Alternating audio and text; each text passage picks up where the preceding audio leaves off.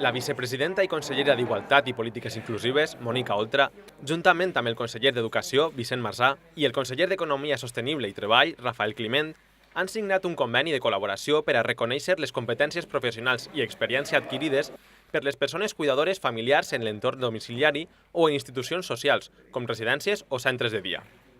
La signatura d'aquest acord suposa el reconeixement de drets a les persones que han deixat tot per atendre les persones dependents i la professionalització de les cures en l'entorn familiar. En el 82% dels casos, les persones encarregades d'esta activitat són dones.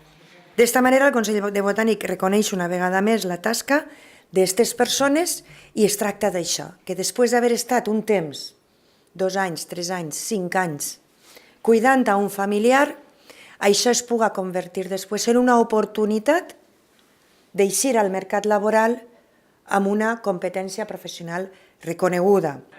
Des de la Conselleria d'Igualtat s'enviarà una carta informativa a aquelles persones que presten o han prestat cures familiars a gent en situació de dependència.